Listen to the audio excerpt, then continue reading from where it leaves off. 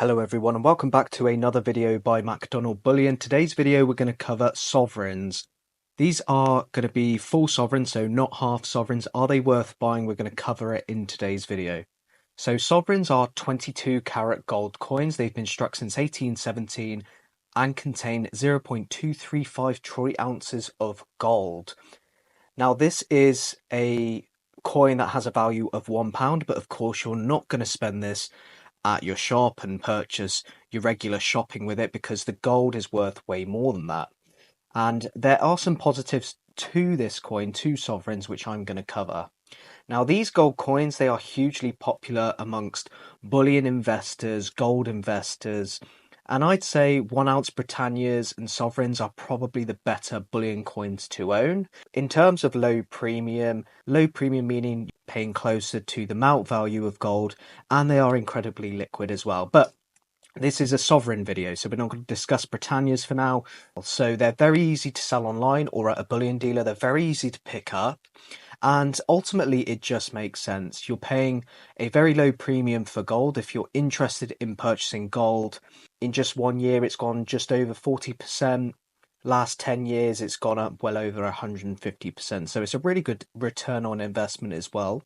And sovereigns are VAT free in the UK. So unlike silver, you don't pay tax when you purchase sovereigns. You also don't pay tax, the capital gains tax, on potential profit that's made from sovereigns, as they're considered legal tender. So when I make a mention saying that these are worth, well, have a legal tender value of £1, that makes them capital gains tax free.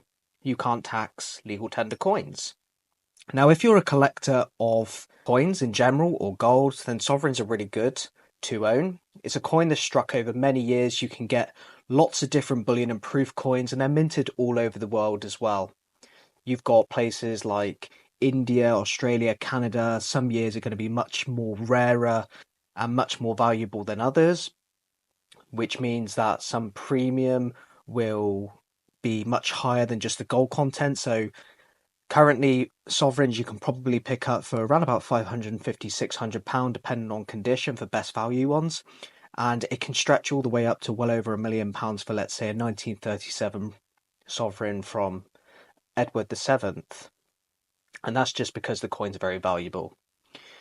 Now, a lot of sovereigns were used in circulation, so some are scratched, many are put in jewellery, and they just don't look very nice when it comes to some of them. So if you are looking at purchasing some really nice sovereigns, you may have to purchase them at a little bit more than a best value one. But they are really good coins to own. They're of course got the tax benefits. Also, just sit there. You don't maintain it. You just vault it away and it just gains value over time. Now, some of the negatives about sovereigns, because I think it's important to speak about the negatives about these as well. Now, recently the Royal Mint released sovereigns that appear different compared to these ones. So this one I have here, a 1958, and I've got another one here I'll show you. 1966. So these ones are the older ones. These have a silver composition into the sovereign. So you've got 22 karat gold in these with 5% silver and then 3% copper. On the new rose gold looking ones, there's just 8% copper. So why is that bad? Well, a lot of people just tend not to like the appearance, I think. People much prefer the older ones. And also, it's cutting costs of the Royal Mint, which, if you think about 5% of silver being saved on each sovereign that they sell, they could be saving a lot of money and people could be losing out on that. So I think the older coins people tend to like much more. They're much more in demand, I would say. But you can also get commemorative sovereigns as well, which some do well. Things like proof coins. I've got a proof coin here that I can show you. So you can also do proof coins in the UK as well. So proof coins are just higher struck coins. They're higher quality coins. And you can see here,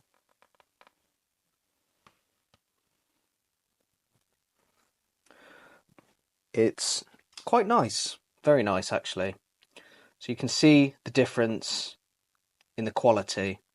And proof coins generally they are much more expensive but I only tend to try and pick them up when they're at bullion value. I'm not really a collector of proof sovereigns, but I do think a diversity, like a little mix of gold, is important. I think it's nice to be diverse in even gold bars as well. Probably not massive ones because, of course, there's tax implications, but things like these, I think they're cool. A negative, in my opinion, is there are promotions when it comes to sovereigns and they're being struck in silver. I don't think people will see a very good return on them, especially if you're using it as an investment. It's more so of a collector's item. Silver sovereigns are not the same as gold sovereigns. To me, a sovereign is a gold coin, but lately there's been promotions, and unless you're a collector, then I just don't think it would make a whole lot of sense. Definitely not in my opinion anyway. But you can get some commemorative ones. A lot of them are being sold by marketing companies here in the UK. But in my opinion, they're overpriced. And I think, do your research. Regular bullion sovereigns are really good. Proof can be really good as well. And there are certain coins that do very well. But I think it's worth keeping in mind the exit strategy when it comes to this stuff. So commemorative sovereigns from private mints, for me, they don't tend to be worth it so much as just buying regular bullion ones. I mean, this is a nicer quality one. This is a really nice one that I picked up. I'll leave a link on where I bought this one from. But you tend to find that when you buy best value sovereigns, you don't know what you're getting. So if you like good quality sovereigns, you may have to pay more. And I think this is why people like going in to the shop to see the coin itself that they're purchasing. I think exit strategy, especially when it comes to sovereigns, is important to know. And I think commemorative ones I'd probably only pick up if it was set up and low premium. But overall, sovereigns, they are a really good coin to own. In my opinion, I made a video, I'll leave a link to the video so you can see why I think the sovereign is the best coin that you can buy in the UK right now. But they are fantastic. They're VAT free, they're capital gains tax free, there's no maintenance on them, of course, storage fees, vaulting fees and things like that. But the way the gold's going, it's a small price to pay, I'd say. Now, these are much easier to store than huge silver bars, and just compared to silver, it's gold for me, especially if you're in the UK. Imagine spending £10,000 on sovereigns, you'll probably be profit quite quickly. It's not financial advice, but if you compare it to silver, you're 20% down straight away. And with gold being up 40% over the last year, it's a no-brainer for me. It just makes sense. But I hope you enjoyed that video. And if you did, please leave a like. Let me know in the comments if you think that sovereigns are a good coin to own. And if not, what other coin would you say? What other bar would you say? I'd love to hear your thoughts in the comments. Please leave a like, please subscribe for more, and I'll see you in the next one. Take care, everyone. Bye for now.